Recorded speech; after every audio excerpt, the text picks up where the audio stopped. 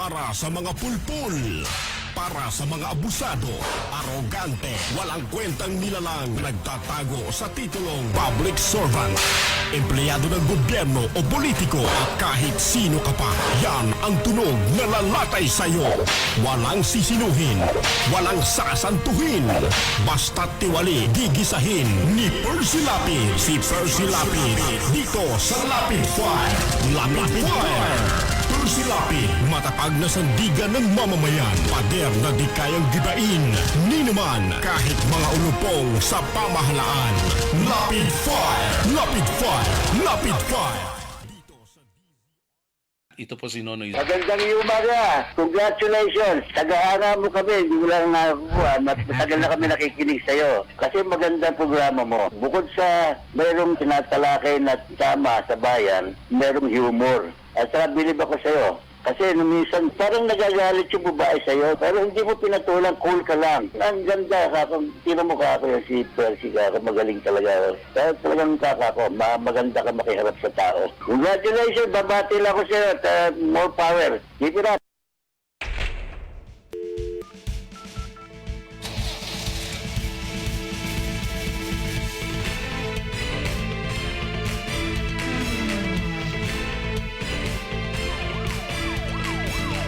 Percy, lapit, lapit far, bang bang.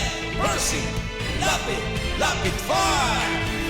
Ang tapang niya'y kakaiba, walang takot sa pagtirang. Oh yeah, oh yeah. Kapag mayroong anomalya, ibubulgar niyang talaga. Oh yeah, oh yeah. Mga kurap sa gobyerno, ibibiso ng walang preno. Maging ito maay politiko, artista man o kahit sino, sasabugin ang baho nito. Ang lapid fire, walang sinisino. Percy, lapid, lapid fire, bang bang. Percy, lapid, lapid fire.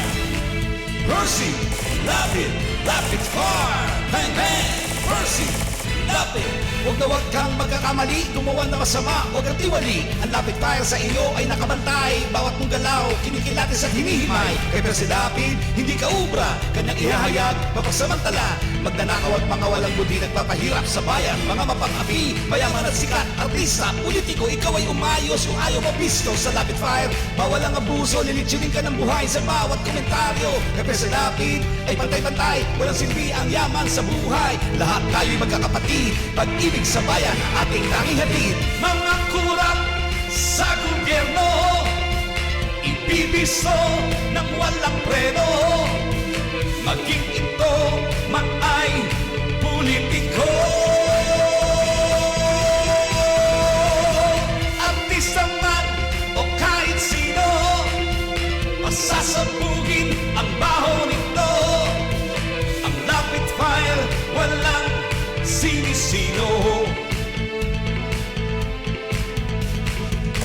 Percy, lapid, lapid far, bang bang. Percy, lapid, lapid far, bang bang. Percy, lapid, lapid far, bang bang. Percy, lapid, lapid far, bang bang.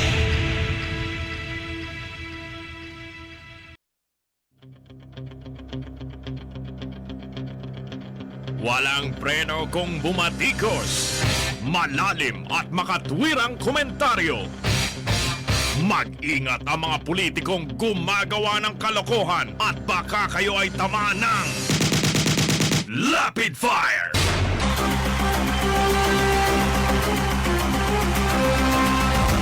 Magandang gabi po mga kaibigan. Muli pong sumasa inyo ang palatuntunang Lapid Fire. na inyo pong napapakinggan at napapanood pagsapit po ng alas 10 ng gabi hanggang alas 12 ng hating gabi. At sa bayan po ay napapanood tayo sa himpilang DWBL pagsapit po ng alas 10 hanggang alas 11 po ng gabi. At siyempre po ang ating pagtatanghal ay tatampukan ng mga pagtalakay sa mahalagang issue na ating pong pag-uusapan. Sa mga nanonood po ng ating live streaming, sa gawing kanan ay meron po tayong chatroom. Maaari pong itype ang inyong mga reaksyon na ating pong babasahin sa kabuuan ng ating pagtatanghal. At sa ating po namang studio, meron tayong text line. Maaari po kayong tumawag at mag-text para po sa inyong mga reaksyon. Ang numero po ng ating linya dito po sa ating studio ay 0915-7070-625. Ayon po sa Commission on Audit, mga kaibigan, sa loob ng nakalipas na taon, 2019, umabot po ang gastos ng PCOO sa pagkain lamang ng isang bureau. Isang tanggapan po ito sa ilalim ng PCOO na nagkakahalaga ng 1.83 million noong 2019.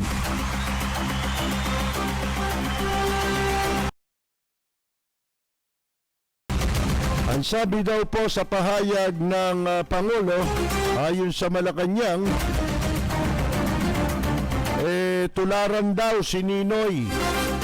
Ang katapangan ni Ninoy at pagiging patriotiko at maging mga bayani raw sa pamamagitan ng disiplina.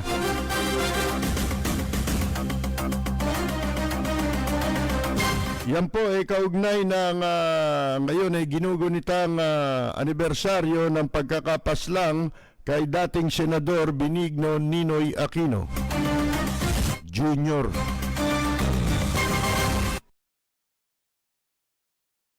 Meron palang balak ang pamahalaan sa pamamagitan nitong Department of Transportation na mangolekta ng toll fee sa EDSA. Mantakin ninyo, no? EDSA, pababayaran mo. Ala nang maisip, ano? Talagang hanggang hindi patay ang tao sa kababayad, di titigil eh. Yan po, ilan lamang yan sa mga pag-uusapan natin ngayong gabi. Kung tayo po ay ika nga ay tawag dito, kung may oras tayo para sa lahat ng yan na mapag-usapan. Kasi meron pa hong iba tayong mga isisingit. Di natin alam kung ano mga mapag-uusapan natin dyan. Alam nyo naman tayo, impromptu tayo. Ang binabasa lang natin yung title. Di naman tayo kamukha ng iba dyan, may binabasa para makapag-komentaryo.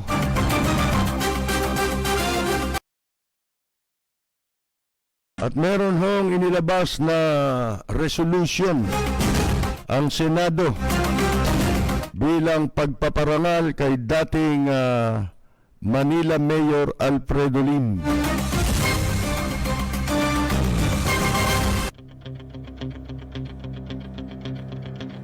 Walang preno kung bumatikos, malalim at makatwirang komentaryo. Mag-ingat ang mga politikong gumagawa ng kalokohan at baka kayo ay tamaan ng Rapid Fire!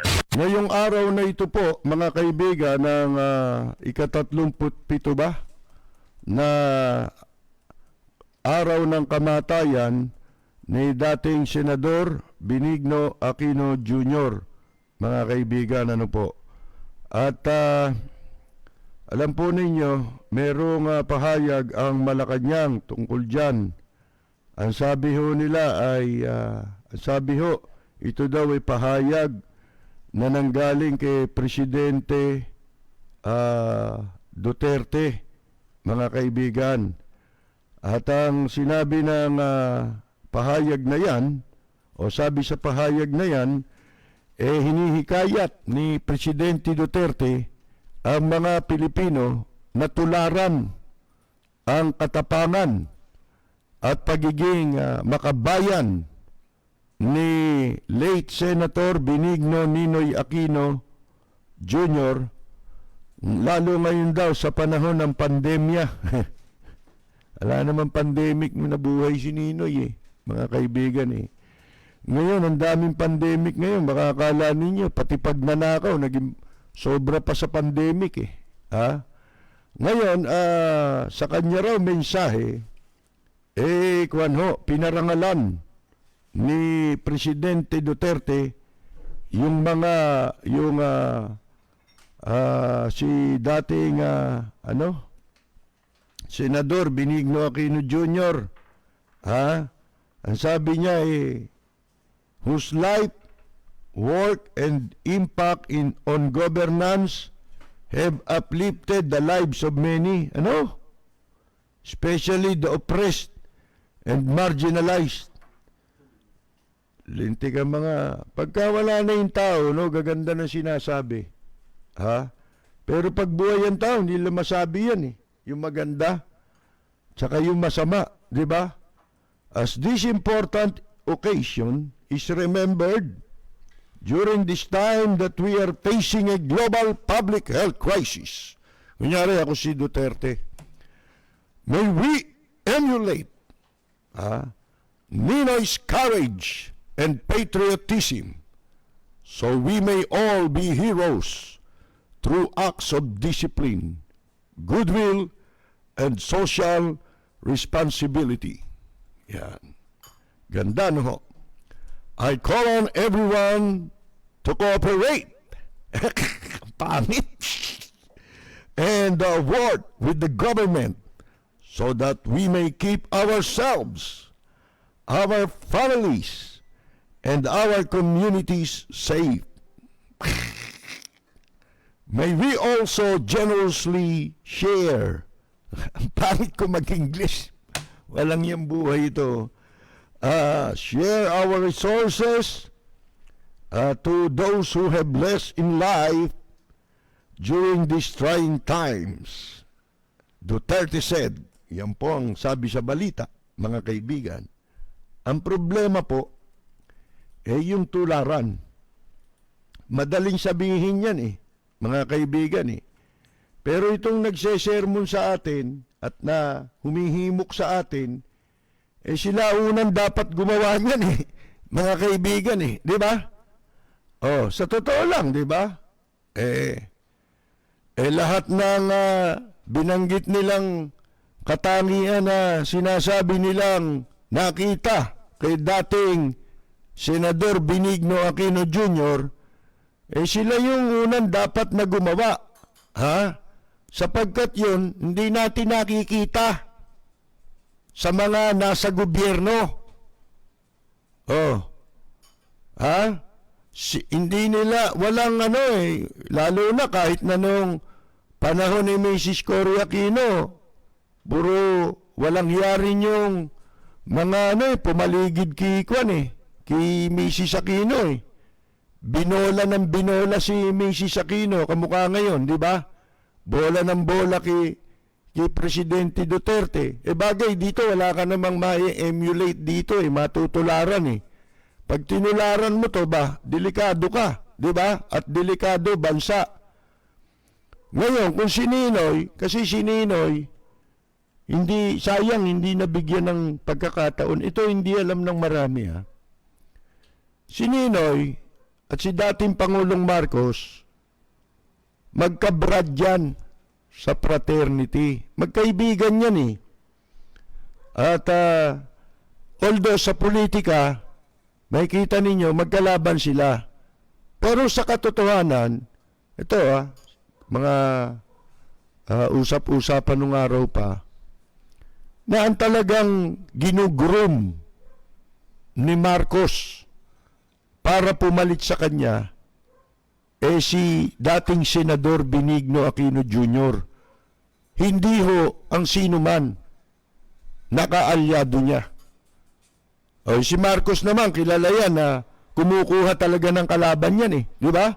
Sino yung mga kalaban niya, basta't merong sa palagay niya, merong maaambag na mabuti para sa bansa, yun, kinukuha niya yun Ultimo yung may atraso o kaya kaatraso niya. Kaatraso ni Marcos, kinukuha niya yan, mga kaibigan. Kung alam niya na merong may aambag sa bansa, ang totoo niyan, merong kasunduan daw yan si Marcos at si Ninoy Aquino na pagkatapos ni Marcos, si Ninoy ang kanyang pagsasalina ng poder ng kapangyarihan. Dangan nga lamang, nagmadali si Senador Benigno Aquino Jr. at dahil na rin nakita ni Senador Benigno Aquino Jr. mukhang hindi tutuparin ni Marcos yung kanilang kasunduan, mga kaibigan, dahil alam niyo na marami nang nakinabang di ba? Marami nang ayaw na mawala sila sa pwesto. Kamukha ngayon, ayaw nilang mawala itong mga nakapaligid, di ba? Kaya itong mga nakapaligid, ito ang mga masigasig ngayon na humahanap ng paraan kung paano nila mababastos ang saligang batas para hindi sila mawala sa poder ng kapangyarihan. Ngayon bala kayo kung ayaw nyo maniwala ron, sinasabi ko lang sa inyo sapagkat ibinabahagi ko sa inyo ang mga kaalaman na hindi nalalaman ng pangkaraniwang tao, na ito'y makukuha mo lamang kung ikaw merong mga tamang personalities na mapaghuhugutan ng mga kaalaman na yan.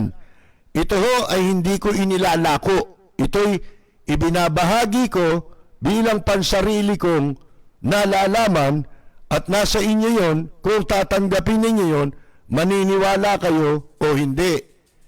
Ngayon, iwanan natin yan dahil ang bida ngayon dapat si Senador Benigno Aquino Jr. Di ba? Pero kung tutuusin mo, yan, salita lang yan kamukha yan nung ginagawa nila sa mga bayani natin, di ba? Pag birthday ni Jose Rizal, kamatayan ni Jose Rizal, ganun din yung ibang mga bayani. Nag-aalay pa ng mga bulaklak yan, di ba? At tumitindig pa yan sa harap ng rebulto. Ang mga kamay nakapatong pa sa kaliwan dibdib, di ba? Yung kanang kamay. Pagkatapos sasabitan ng bulaklak yung rebulto, di ba?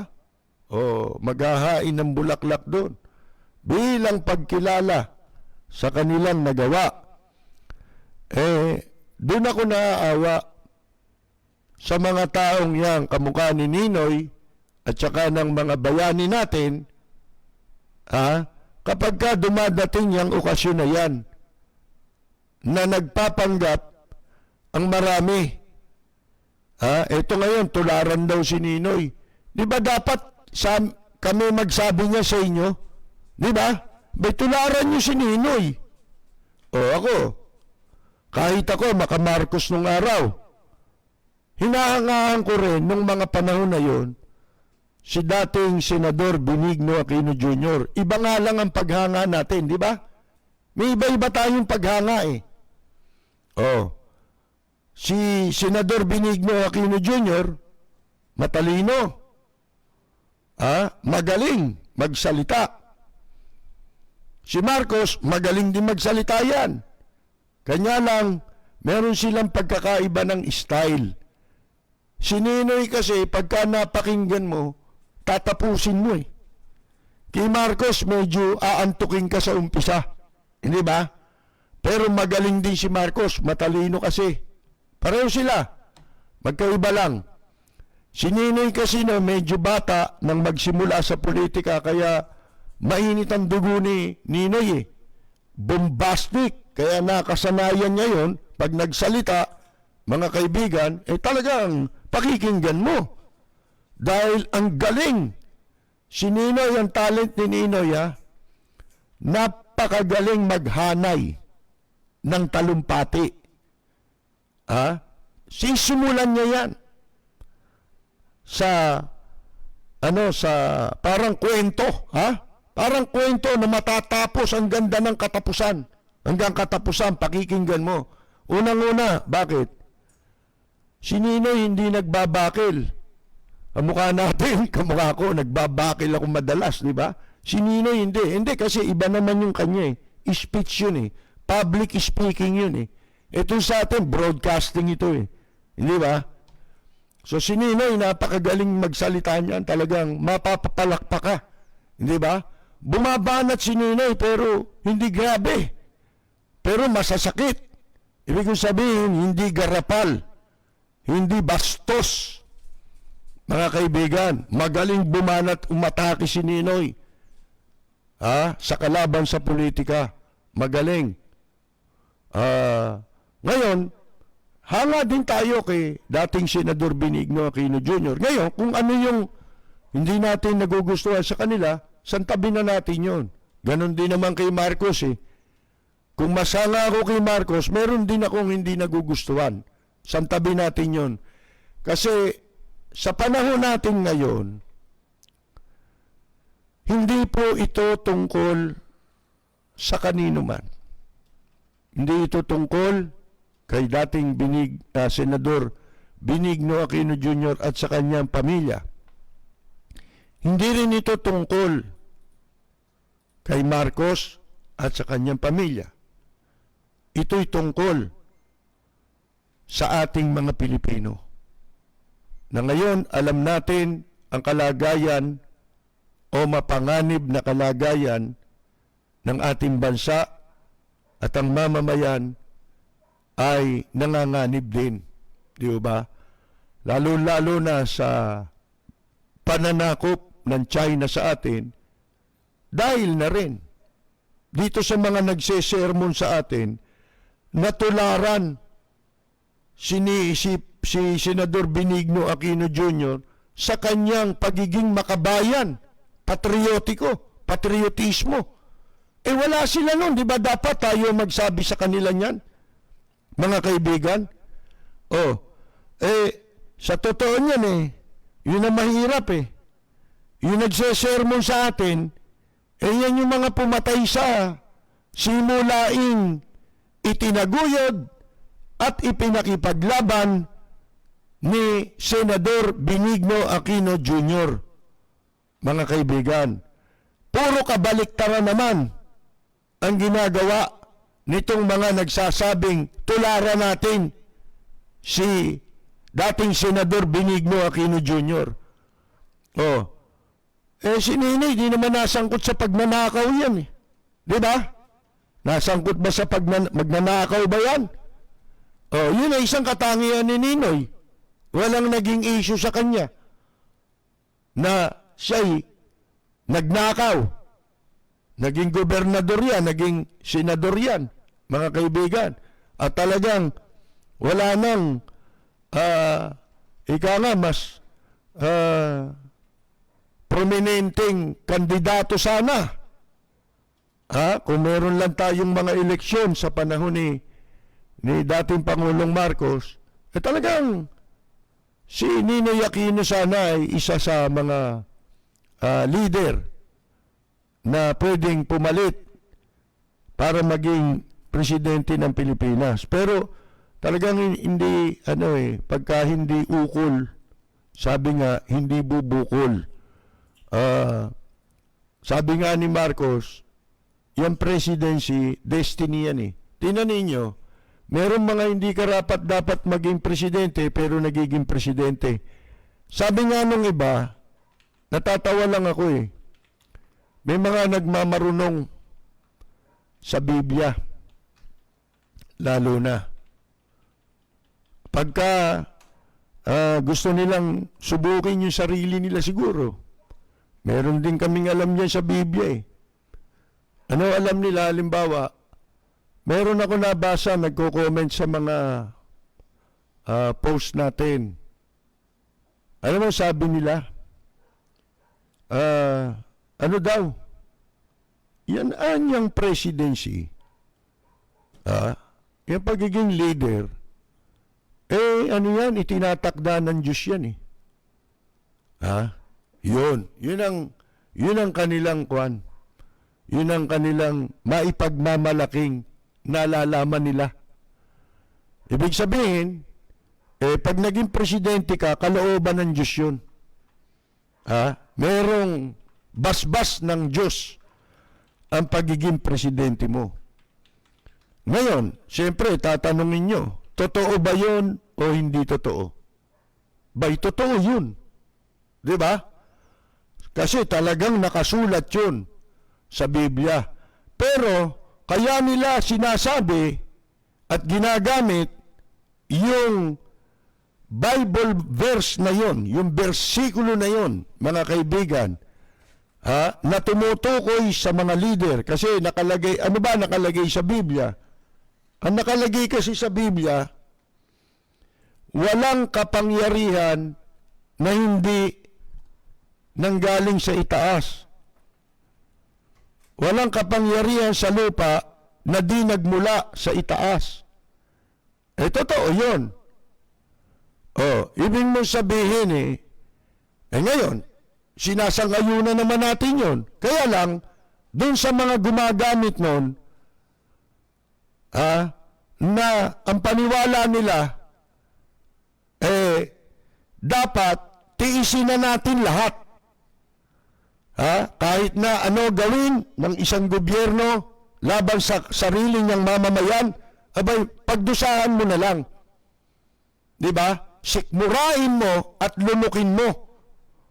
Yun ang yun ang gusto nilang i-insinuate, mga kaibigan. Kapag wala na silang magamit, gagamitin nila yun. Yung versikulo na yun sa Biblia, lahat yan ang kapangyarihan. Yan ay presidente yan.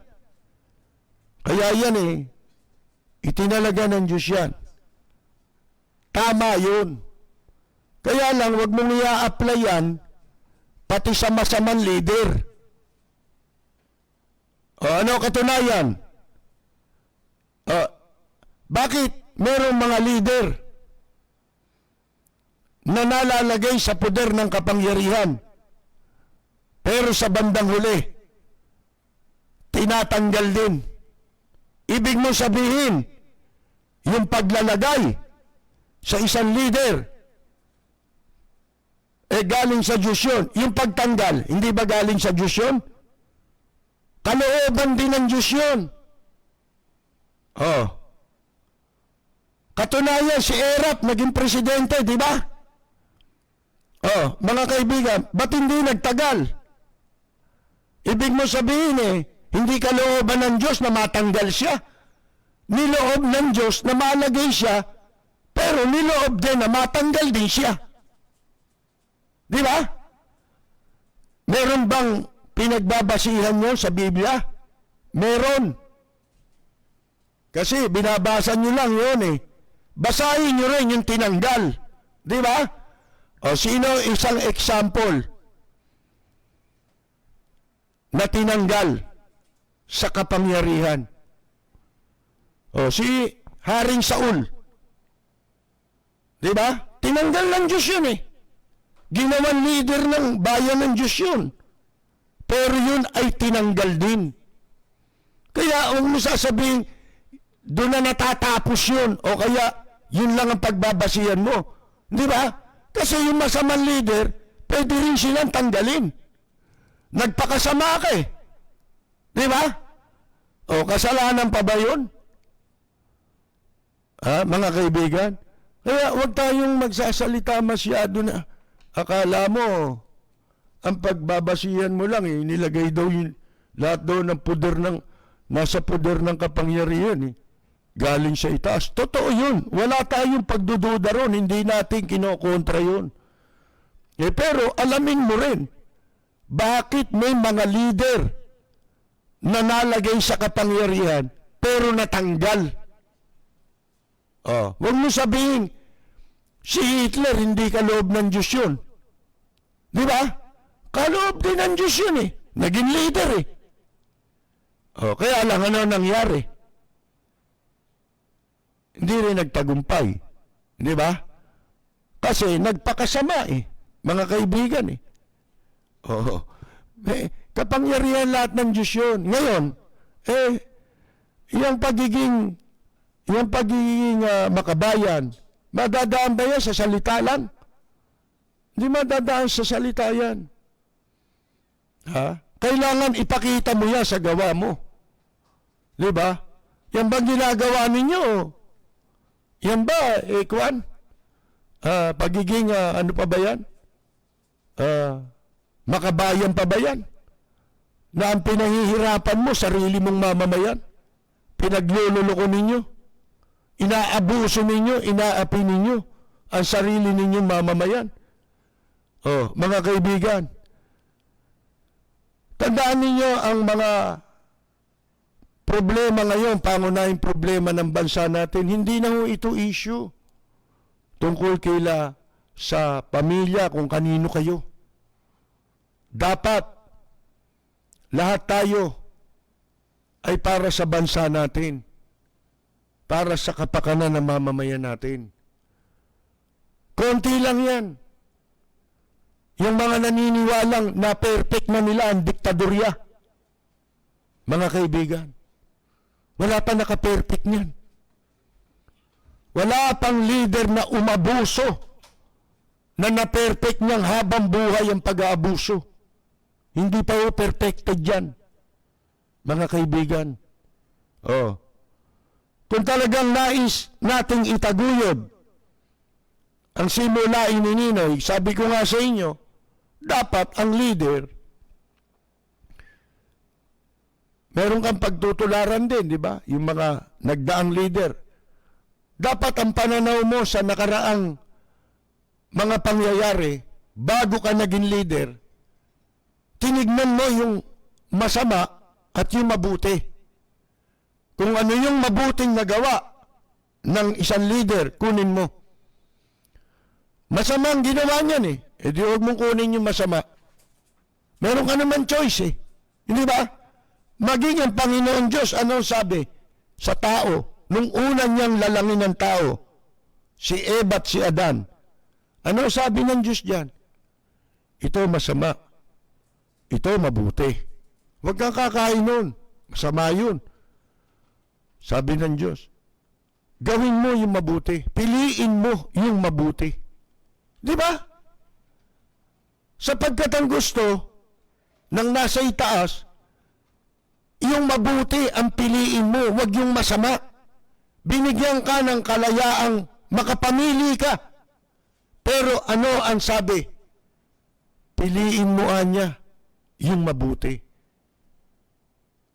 Mga kaibigan, kung leader kan talaga, bakit ang nakikita natin dito kung sa katotohanan lang yung mga nangyaring masama sa lahat ng administrasyon.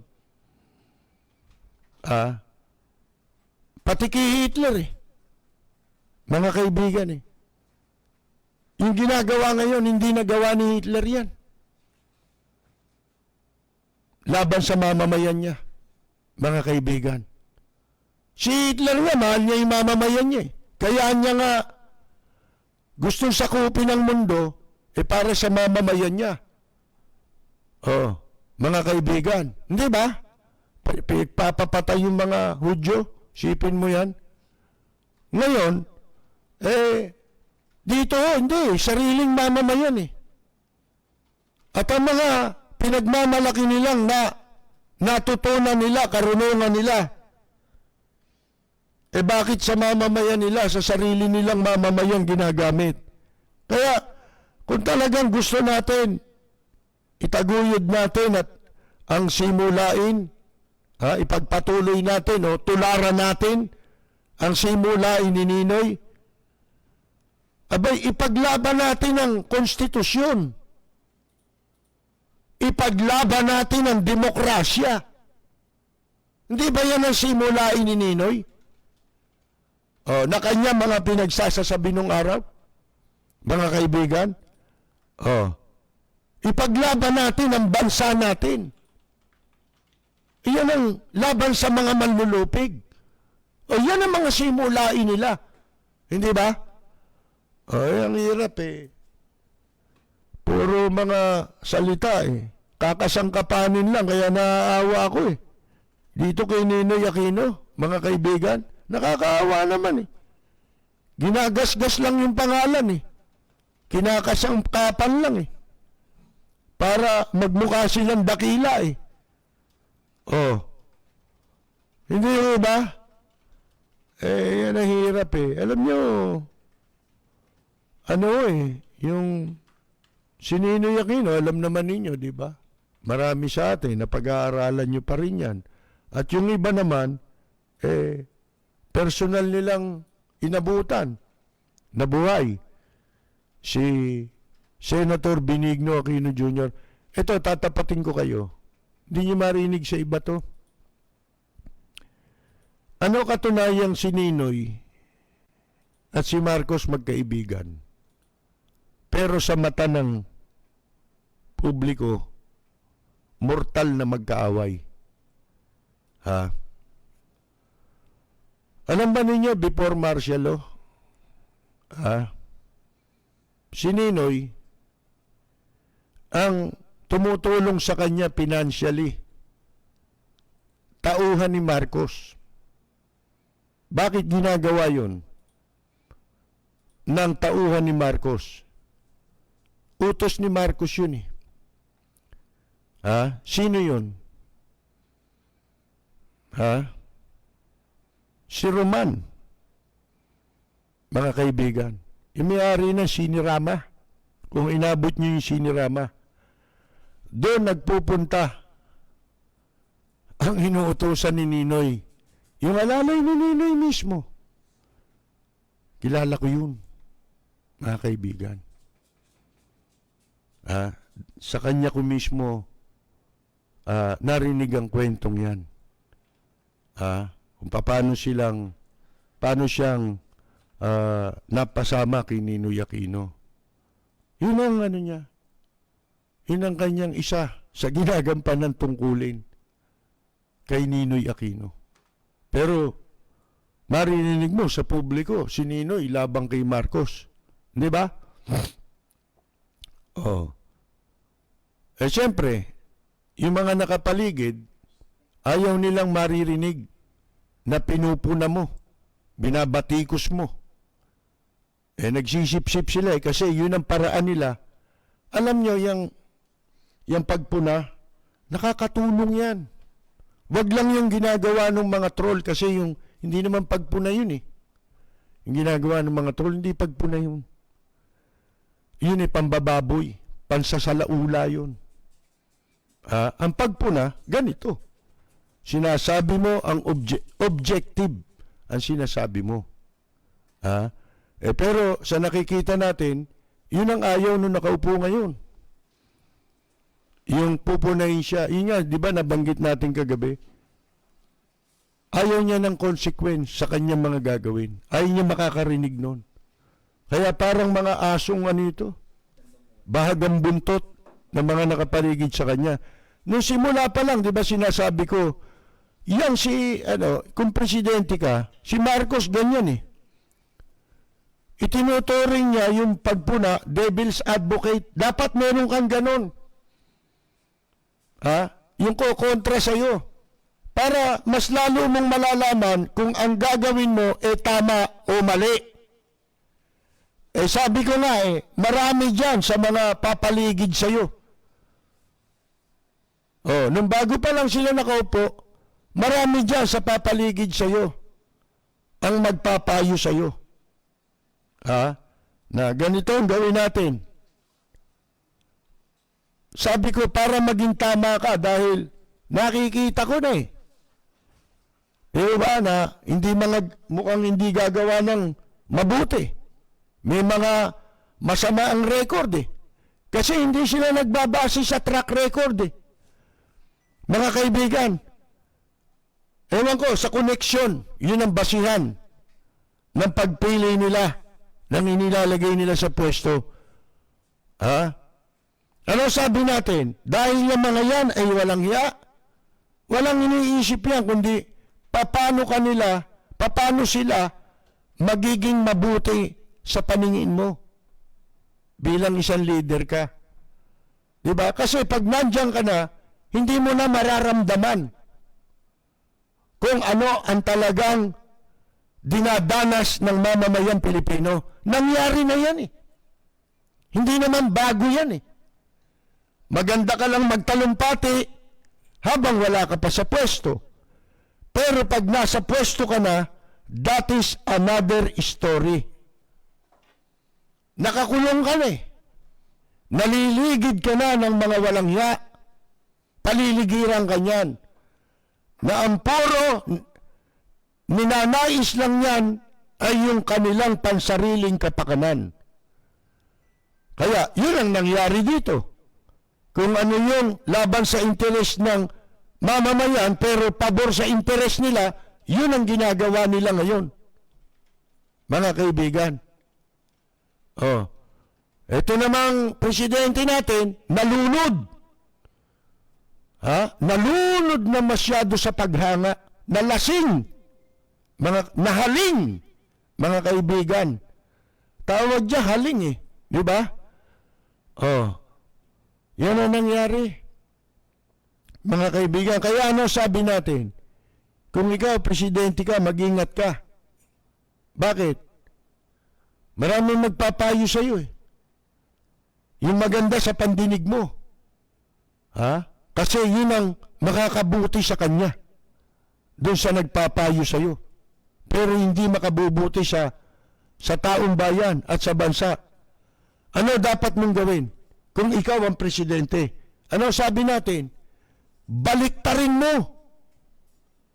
Pag sinabi sa iyo ng gago, yung mga tagapayo mo, mga aliporis mo ngayon, nakita mo, puro dispalinyado.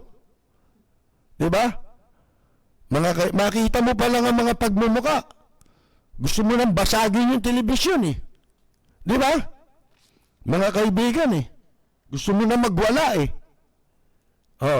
Ano gagawin mo? Pag sinabi nito na sa puti tayo, Mr. President, kumbaga sa sabong, baliktarin mo, dito ako sa itim.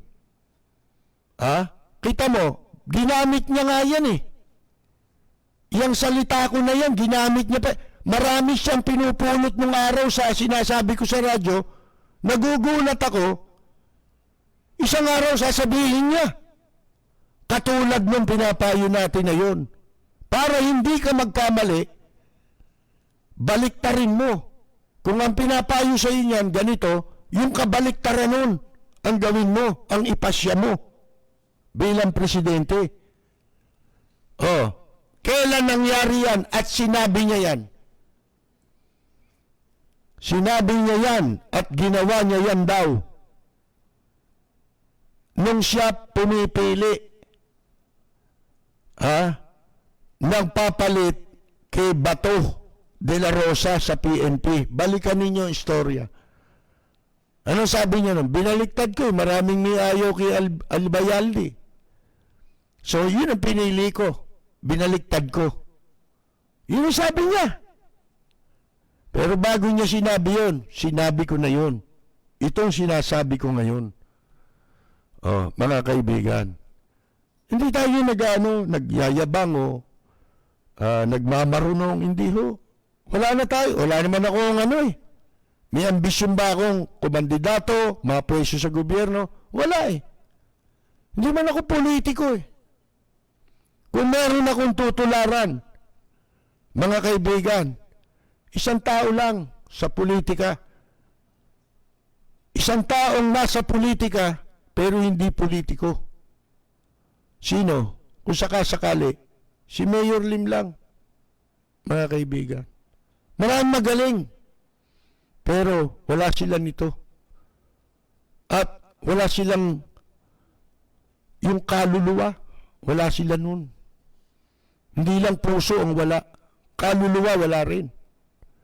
Marami dyan sa politiko. Puro manluloko. Katunayan dun sa mga sinasabi ng senador ngayon, yun si Tolentino, si Lim lang ang nakita kong tao seryoso sa kanyang trabaho. Yung mga yan, seryoso. Pag nakita mo nagsalita sa FB, sa TV, seryoso. Pagtapos nun, wala na yun. Para lang nagpunta ng CR yan, pinlas na eh. Pag dumi niya, pinlas niya na. Ganun na ngayon mga yan. Lahat yan.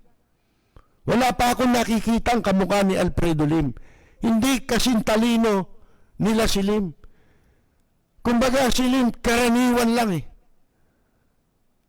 Ang kay Lim kasi, sincerity. Iyon ang wala sa kanila.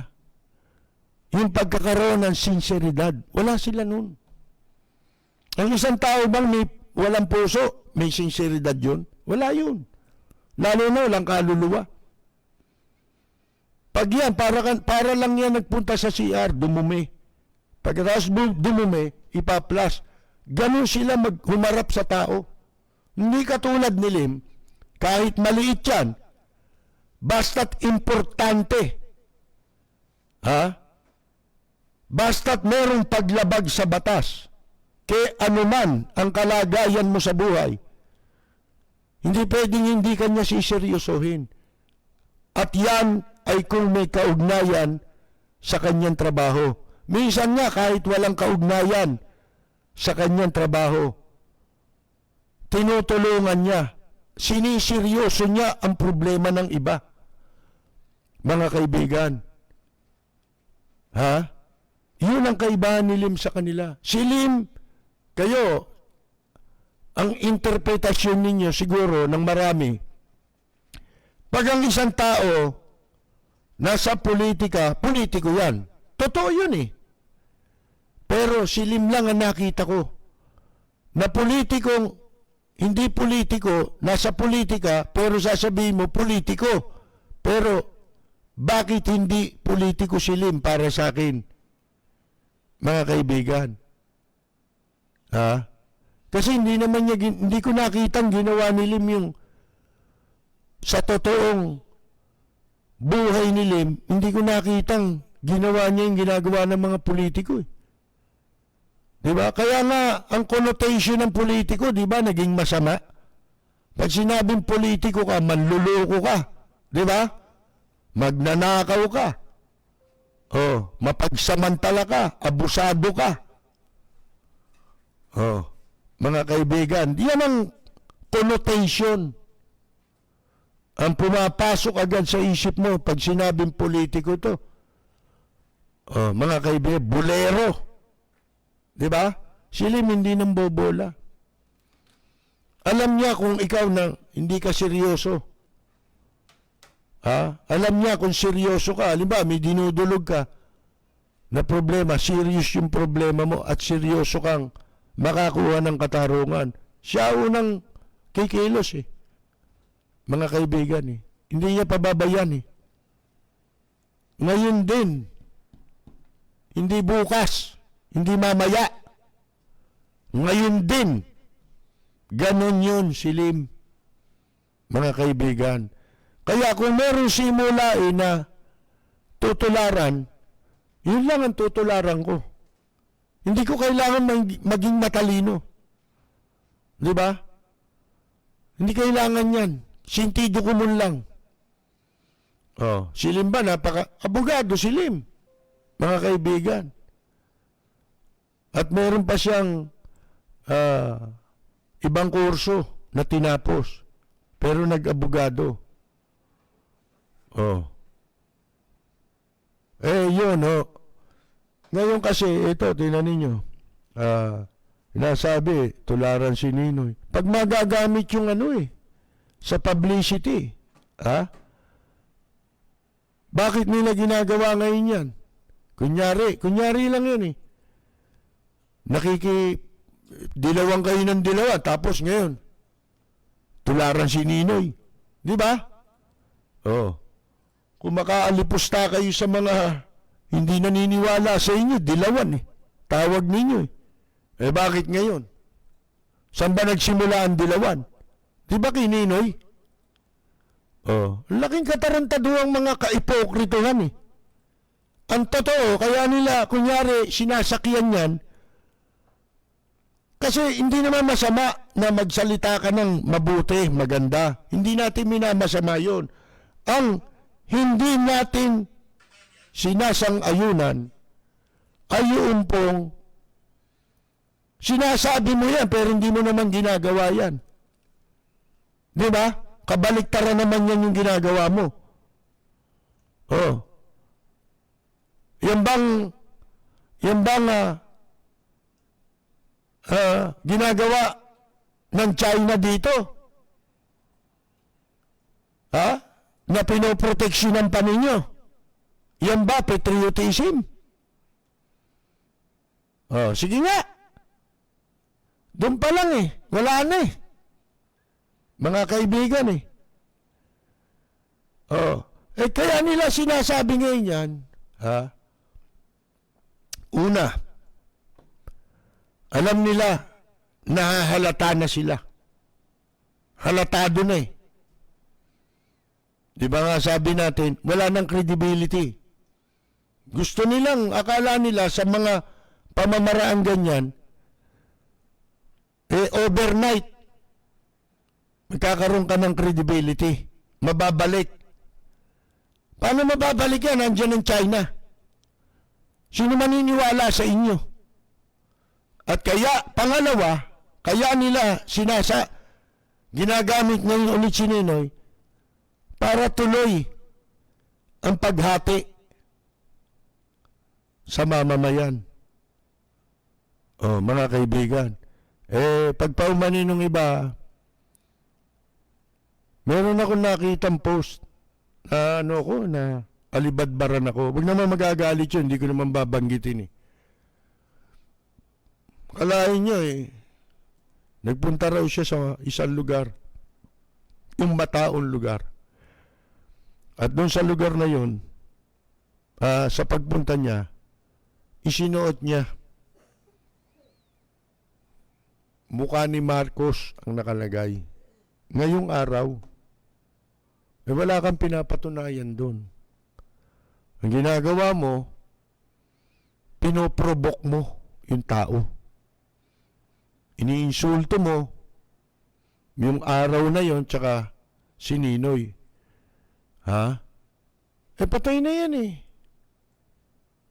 Oh. Ibig sabihin, ginagalit mo yung tao. Wala akong nakitang maganda ron. Masamang asal yun. Oh, mga kaibigan. At hindi ko nababanggitin, pero masama yung post eh. Masama yung sinasabi. Hindi ba? Hindi ka ba makapagparaya? Halimbawa, ganito. Ano relihiyon mo? Ha? Katoliko ka? Muslim ka?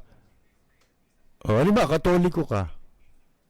Ano mo sabihin, pag-araw ng mga Muslim pwede ka magparada ng baboy doon sa harap ng kanilang moske?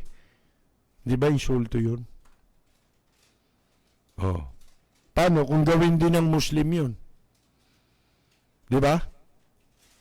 Nagsisimba kayo dyan sa Quiapo. Oh. Sila naman ang gagawa ng pambabastos. Gusto nyo ba yun? Tama ba yun?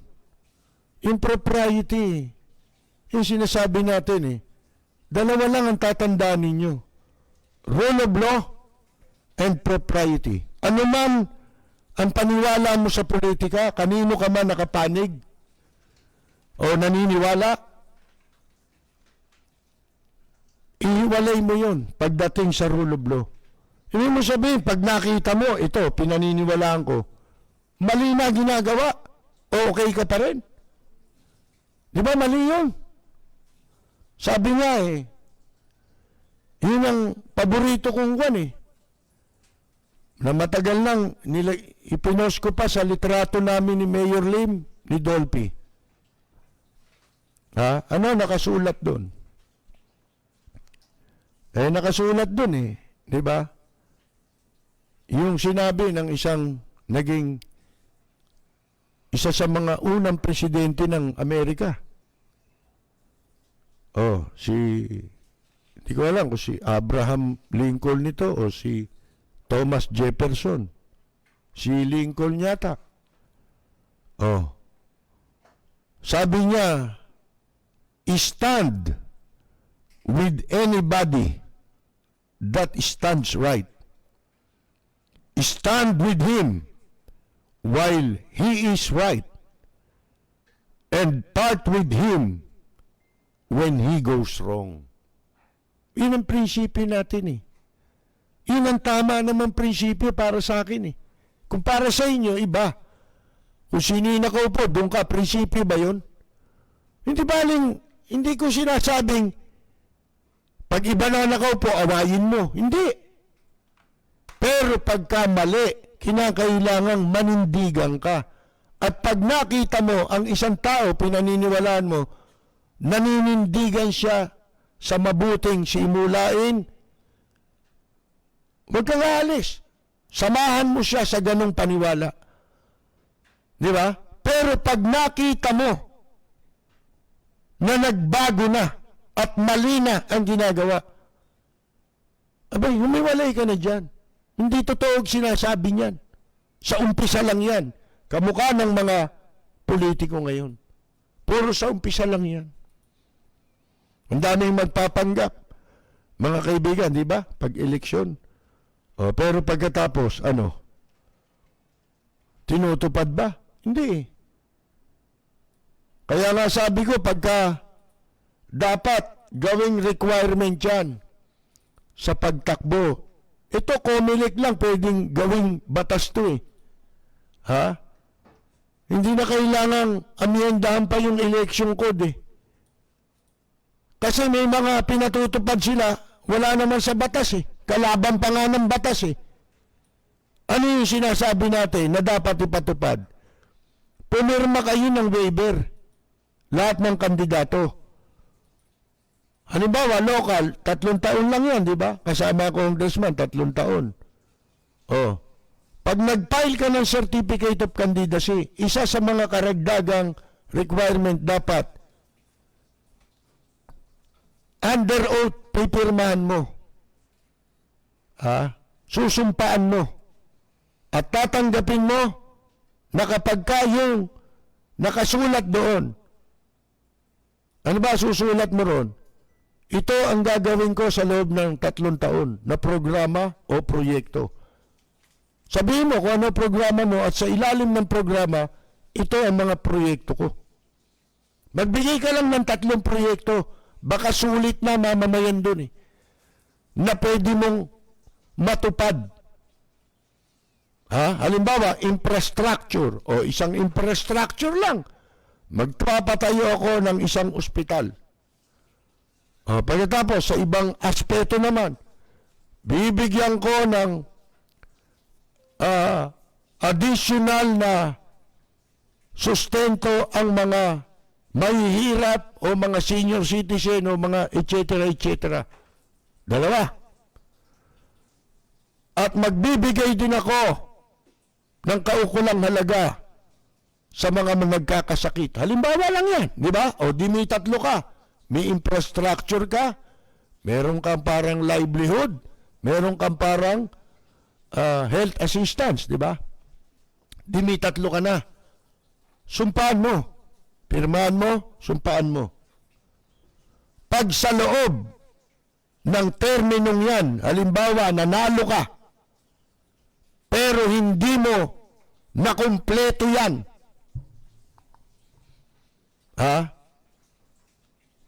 hindi ka na pwedeng payagang makatakbo muli sa anumang eleksyon. Forever, perpetual. Hindi perpetual isolation, perpetual disqualification from holding public office. Dapat ganun. Kaya nga tayo nagagalit, di ba? Pagkatapos ng eleksyon. Bakit? Kasi pagkatapos ng eleksyon, walang tinutupad sa pangako. Ngayon, gusto ninyong matupad yan. Ito paraan. Di ba? Hindi ka na makakatakbo. Sira ka na. makakapalang muka kasi walang batas. Walang ganon. Ano yung batas na wala naman sa batas, pinatutupad ng COMELEC? Yung nuisance candidate, unconstitutional yun. Yung idideklara ka, nuisance candidate. Bakit? Ano ba constitutional right ng isang mamamayan para makatakbo? Natural born Filipino citizen. 1, 3 lang yan eh. Nasa tama kang edad. Nung pwestong tatakbuhan mo, may iba-ibang edad dyan eh. Ano pa isa? Marunong kang bumasa at sumulat. 3 lang eh. Ibig mo sabihin yung pinatutupad ng COMELEC na disqualified ka pagka idineklara ka nilang nuisance? Ang kalimitang pinagbabasihan para ideklara ka nilang nuisance, wala kang pera? Kasi wala kang kakayahang suportahan ang iyong kampanya? Hindi ba katarantaduhan yun? Saan ano yun? Saan batas mo mababasa yun? Unconstitutional yun. Labag yun sa saligang batas. Mga kaibigan, dapat yan, doon pa lang pag dineklara ka nilang nuisance candidate, kung talagang seryoso, dapat sibak yung mga yan eh. Impeach dapat yan eh. Kasi constitutional body yan, pwede silang matanggal through impeachment. Mga kaibigan. Dapat sibak lahat sa pwesto yan. Bakit hindi magawa? Paano? Nagkakamutan ng likod. Puro walang hiya eh. Ayaw nilang kalabanin yung COMELEC. Dahil ang karir nila laging nakasalalay sa eleksyon eh. Sa lokohan ng eleksyon. O kaya, may alam sa kanila na hindi ka naman nanalo. Kung buhayin ang kaso mo. Kaya, hindi nila magawa ang tunay na mga batas na dapat nilang sundin. Basta makakaasama sa kanila, ayaw nilang gawin. Di ba mga tarantadi ang COMELEC na yan? Saan kayo nakakita? Sige nga, hindi ako abogado. Paliwanag niyo yung nuisance candidate. Ganito lang yan. Yung libel, unconstitutional yan. Yung sinasabi nilang nuisance candidate ka, sipin mo, bunga nga lang nila. Nuisance candidate, tapos ipagkakait na sa'yo yung karapatan mo sa ilalim ng saligang batas. Sa bunga nga lang nila. Mga kaibigan, pwede mo lang gawin yon kung gusto mong magkaroon ng kapangyarihang mag-disqualify ka dahil nuisance candidate, amyendahan nyo muna yung konstitusyon, mga gago. 3 lang ang sinasabi sa saligang batas. Hindi ako abogado, pero sintido ko mun lang eh. Hindi man ako matalino. Diba? Kamukha yan, nung kasong libel. Unconstitutional yun kung tutuusin ninyo. Kaya dapat yung libel, ibalik nyo na, ano yan eh, tanggalin nyo na yung criminal liability niya. Ayaw nilang gawin, no? Bakit? Sandata nila yan eh. Para hindi sila mabulgar. Gusto nila, sila na yung politiko, sila na yung magnanakaw sa gobyerno, sila pa rin ang magpapatakbo sa media. Yun ang gusto nila. Gusto nilang papilan yung pagpapatakbo sa media. Medyo sumobra pala daldal ko rito, mga kaibigan. Ano po? Muntik na tayo lumagpas. Ako po pansamantala magpapaalam lang ho tayo sa ating palatuntunan na napapakinggan sa Radio DWBL alas 10 hanggang alas 11. Pero wag po kayong alis.